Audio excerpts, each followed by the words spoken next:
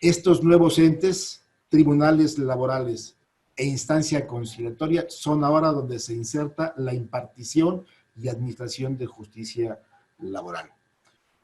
En la parte colectiva, se dispone efectivamente que los sindicatos, a partir de la implementación de esta reforma, ya no podrán actuar de manera unipersonal a través de la voluntad exclusiva de su secretario general y quizás de algún otro secretario que orgánicamente esté facultado de acuerdo a sus estatutos, sino que ahora se dispone que prácticamente todas las decisiones, acciones de un sindicato deben pasar necesariamente por el tamiz de un voto de sus agremiados, un voto que debe ser personal, secreto, libre, y que en el caso de las elecciones internas, de todas las estructuras internas, debe ser también además directo, es decir, no a través de delegados o de terceras personas. Lo que se intenta es empoderar a los trabajadores y no dejar en los líderes sindicales la libertad de acción, sino que sea el colectivo, que sea la coalición, el grupo de trabajadores quienes tomen esas determinaciones. A los trabajadores en la parte colectiva se les dota de esa libertad que debe de haber existido siempre para poder decidir formar parte de un sindicato, de otro sindicato o de ninguno. Es una libertad que estaba vedada porque había normas que lo restringían. Hoy día el trabajador puede decidir con libertad absoluta formar parte o no de un sindicato o de otro o de ninguno. E inclusive llega al punto de que el trabajador pueda también decidir si el empleador le descuenta o no las cuotas sindicales que deban de llegar directamente al sindicato. Digamos que es la parte más relevante en la parte colectiva, dicho muy esquematizadamente. En los procedimientos laborales hay un nuevo modelo también, como ya lo mencioné, de manera oral, donde se busca compactar los plazos, los términos y las formas de estos juicios, que hoy día en México duran un promedio de 4.3 años, y esto hace añoso el costo para el Estado, para las partes de este tipo de juicios laborales. Se tiene que llevar a cabo primero el tránsito de esa instancia conciliatoria previa que ya mencioné, que en la parte local, en el foro local y en las entidades federativas, se debe llevar a cabo ante los centros de conciliación. Y en materia federal, ante el Centro Federal de Conciliación y Registro Laboral. Este procedimiento de conciliación inicia a solicitud de cualquier parte interesada, trabajador, empleador o inclusive ambos conjuntamente. Debe tener una duración máxima de 45 días. La característica que tiene es que todo lo que se argumente y todos los documentos que se exhiban y pruebas no pueden ser utilizados en el juicio en el caso de que la conciliación no sea exitosa y que deba de acudirse a los tribunales laborales. En el caso de que se llegue a un acuerdo amigable a través de la función profesionalizada de los conciliadores, este convenio tiene la categoría de ser elevado a un laudo ejecutoriado, pasado ante autoridad de cosa juzgada, valga la expresión, cuya ejecución forzosa en el caso de incumplimiento sí debería de ventilarse directamente ante los tribunales laborales. Agotada la instancia conciliatoria, se concluye la misma y se debe de otorgar por parte de la instancia conciliatoria una constancia o certificado de haberla agotado. Sin ella, no se puede acudir a los tribunales laborales. Con ella, con esa constancia, con ese certificado, es el documento, el pase, por decirlo así de alguna manera, para poder acceder a los tribunales laborales. Un tema importante es que, evidentemente, la instancia conciliatoria suspende el término prescriptivo a efecto de que los plazos con los que cuentan las partes para el ejercicio de sus acciones, particularmente las de los despidos, no se vean afectados por esta gestión conciliatoria. Una vez que ya se agotó la instancia conciliatoria, con ese documento y con las demás pruebas que la parte promovente de un juicio tenga en su poder, presenta su demanda ante el tribunal laboral. Esta demanda hoy día debe estar acompañada de las pruebas con las que se cuenten. Recibida la demanda, admitida, si es el caso, se corre traslado a la parte demandada en esta primera parte, que es un procedimiento escrito. El procedimiento laboral, de acuerdo al nuevo contexto de la reforma, implica dos fases: una etapa escrita, que culmina con una audiencia preliminar oral, y posteriormente una etapa oral que culmina con una sentencia que se debe emitir en principio en la misma audiencia. Esta primera fase escrita inicia, reitero, con la demanda, con sus pruebas. Se da vista, se notifica, se emplaza a juicio a la parte demandada, quien debe contestarla igualmente acompañada de sus pruebas. Se da vista con ella a la parte actora, quien puede formular una réplica, quien puede objetar las pruebas y que puede ofrecer nuevas pruebas en relación a las objeciones o en relación a las pruebas ofrecidas por su contraparte.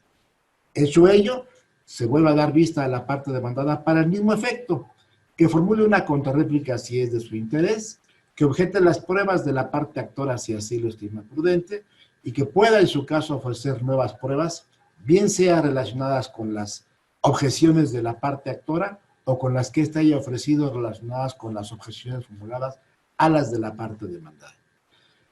Hecho esto, no se admiten más pruebas más que aquellas que sean supervenientes, es decir, las que sobrevienen o se tienen conocimiento de ellas después de que esta etapa se cerró.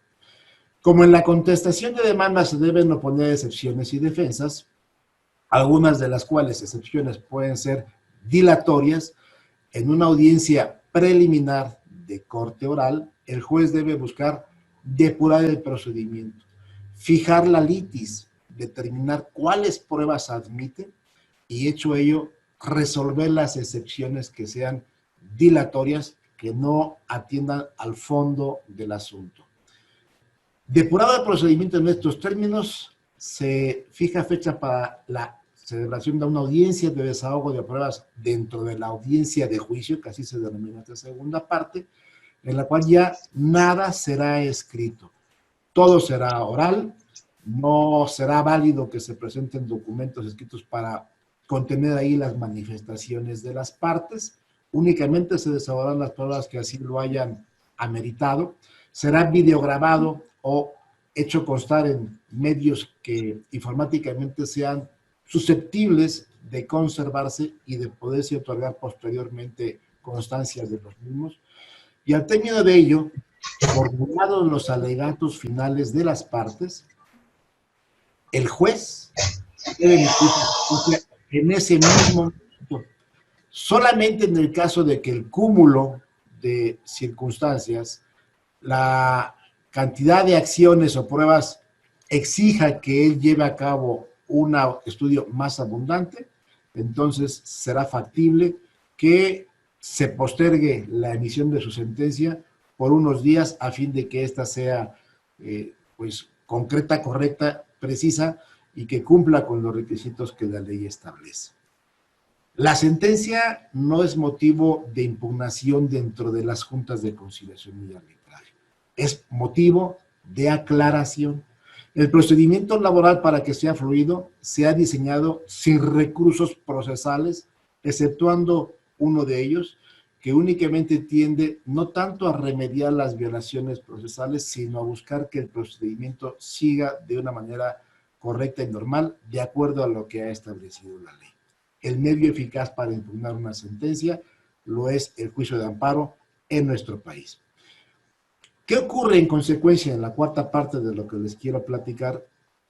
¿Qué ocurre en consecuencia con los juicios que actualmente están ventilándose en las juntas de conciliación y arbitraje? ¿Qué ocurre con las propias juntas de conciliación y arbitraje? ¿Y qué ocurre inclusive con el personal de las propias juntas de conciliación y arbitraje? Lo que la ley establece es que estos nuevos modelos de justicia laboral tienen plazos para iniciar operaciones. La ley entró en vigor al día siguiente de su publicación. Se publica el día 1 de mayo y entra en vigor el día 2 de mayo. Ya es derecho positivo mexicano. Pero para que se pueda operar, para que pueda implementarse, algunas de sus instancias tienen plazos para poder iniciar operaciones. Y de esta manera, los tribunales laborales y sus respectivos centros de conciliación de manera conjunta tienen un plazo máximo de inicio de operaciones de 3 años. Y debe ser simultáneo entre el tribunal laboral y el centro de conciliación. ¿Por qué razón? Porque si la instancia conciliatoria es un paso obligado previo a acudir al tribunal laboral, no se podía llegar al tribunal laboral si no existe previamente el tránsito por la etapa conciliatoria. Por eso deben de iniciar operaciones de manera simultánea. Y este inicio de operaciones dispone la ley que será de acuerdo a las legislaciones que se emitan, en su caso por las legislaturas locales, y a la parte presupuestal que en todo caso se tenga en ellas. Es un plazo máximo de 3 años. Debo de comentar que ya existe un plan de su implementación, de manera que no va a ser necesario, según esta idea, esperar a que transcurran los 3 años para que inicien operaciones, sino que se establece un inicio de operaciones de forma paulatina en 3 etapas. Una primera etapa, pues serían 10 entidades federativas las que iniciarían con operaciones, que serían aquellas que tuvieran una baja conflictividad laboral, poca cantidad de juicios. Para que de esta suerte, asimilada la experiencia que se tome de ellos, se pueda aplicar a las etapas siguientes. Esto sería para el día 30 de octubre del año siguiente, 2020. Una segunda etapa serían 12 entidades posteriores que tendrían un índice promedio en sus grados y niveles de juicio. Y finalmente una tercera etapa, 3 años después, que ya entrarían en operaciones todos los tribunales de todo el país, incluidos aquellos que tienen alta conflictividad, alto índice de juicios, como lo es la Ciudad de México. En la parte federal, los tribunales laborales federales tienen un plazo máximo de 4 años.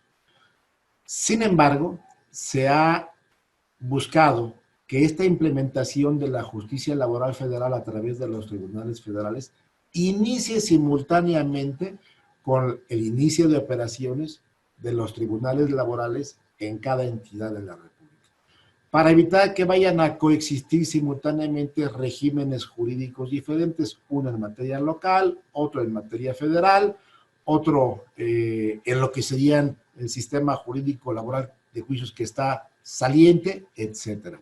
Entonces, eso es lo que se viene estableciendo. En materia federal, reitero, esta justicia laboral tiene 4 años en los tribunales laborales y de manera simultánea, por la misma razón apuntada, el Centro Federal de Conciliación y Registro Laboral entraría en funciones en la parte de conciliación. Y resalto conciliación porque este Centro Federal tiene un plazo máximo de 2 años para iniciar sus funciones en la etapa registral y de depósito de contratos colectivos, reglamentos interiores de trabajo y todos sus procesos administrativos. De manera que este Centro Federal, que concentra contratos, sindicatos de todo el país, inicia operaciones en un plazo máximo de 2 años. Es una empresa compleja, difícil, ambiciosa, que sí busca una modernización del sistema de justicia laboral mexicano y que se están tomando, creo yo, las medidas adecuadas para poder lograr una implementación que sea eficaz en el marco de lo que se pensó al diseñar esta reforma, primero constitucional y luego laboral. ¿Qué pasa con el régimen transitorio? ¿Qué pasa con los juicios que ya existen antes de que inicien operaciones estos tribunales?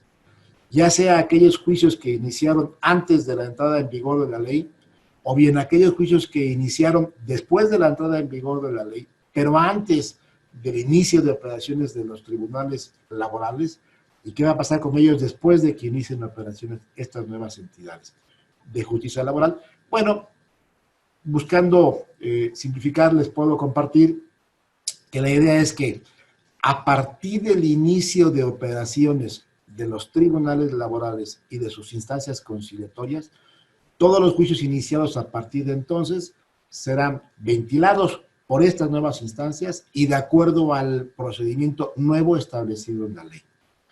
Y que todos los juicios que ya hayan sido preexistentes, ya sea iniciados antes de la publicación de la reforma, o después de la publicación de la reforma, pero antes del inicio de operaciones de estos nuevos tribunales e instancias laborales, seguirán tramitándose ante las juntas de conciliación y arbitraje y de acuerdo a las reglas de su inicio, es decir, conforme a un procedimiento anterior, tripartito, con un tribunal que pertenece estructuralmente al Poder Ejecutivo y no en el Poder Judicial.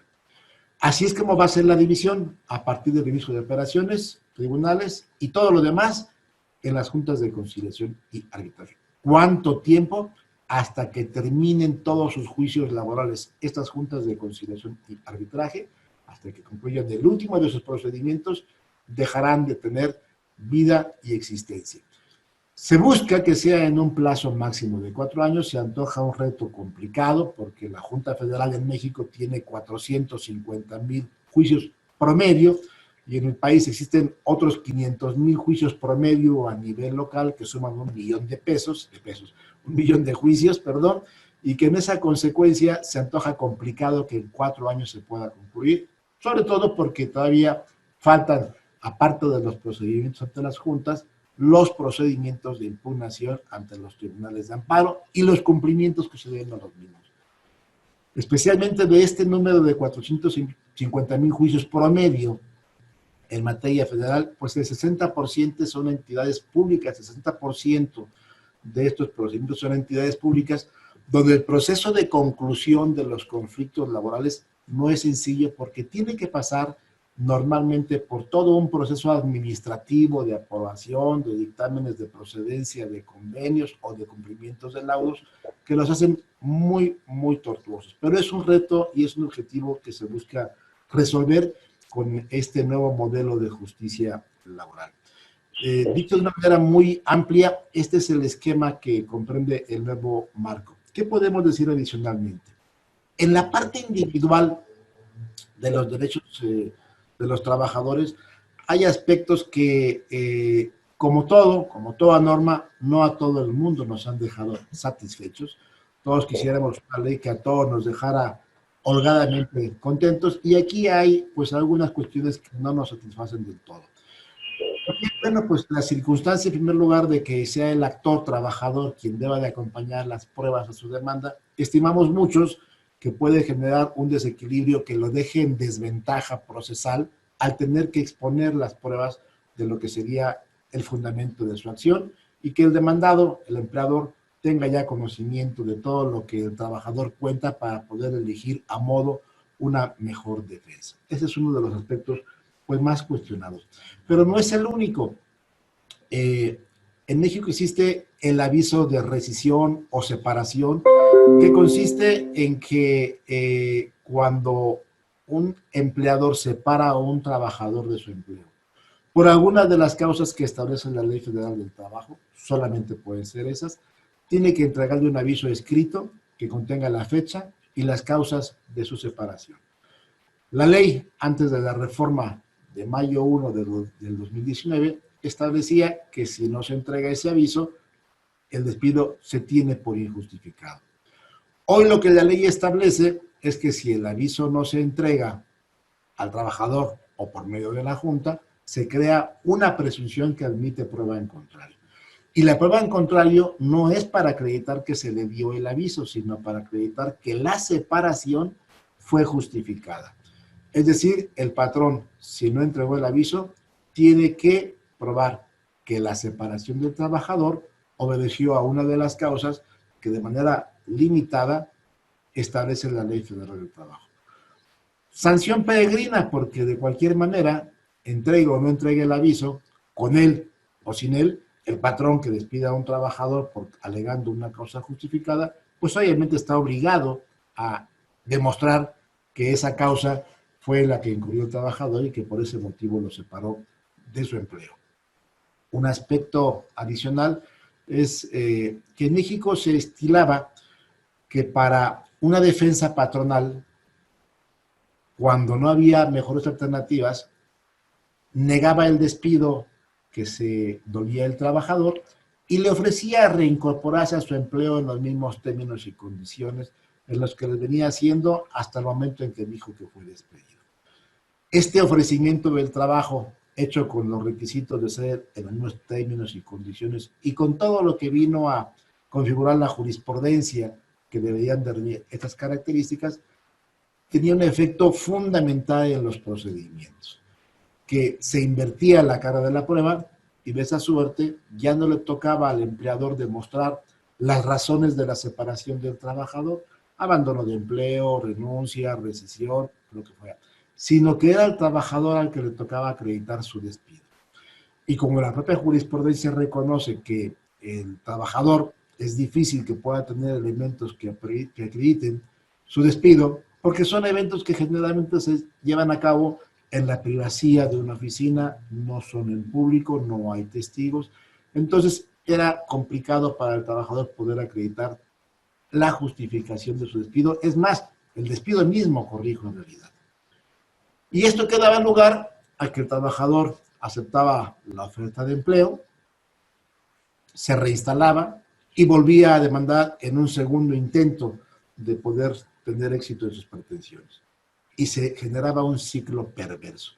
El patrón volvía a negar el despido, volvía a ofrecer el trabajo, se volvía a reinstalar el trabajador y venía un tercer juicio, y esto era un círculo pues perverso en realidad, que generó una multiplicidad de juicios que provocó que el índice y la estadística de los conflictos laborales se disparara de una manera irreal, en tanto que los problemas tienen un solo número y los juicios potencializados e incrementados por esta mecánica de defensa estaban incrementados, de suerte que no se conocía exactamente cuál era el punto de conflictividad de los asuntos. Eso es globalmente lo que puedo yo compartir de una manera concreta y sencilla, dando espacio fundamentalmente que a través de sus preguntas podamos ampliar y profundizar en algunos de los temas que sean de su interés. Así de que con esto yo concluyo la parte inicial de la exposición y quedo, por supuesto, a sus apreciables órdenes. Muchas gracias a todos ustedes.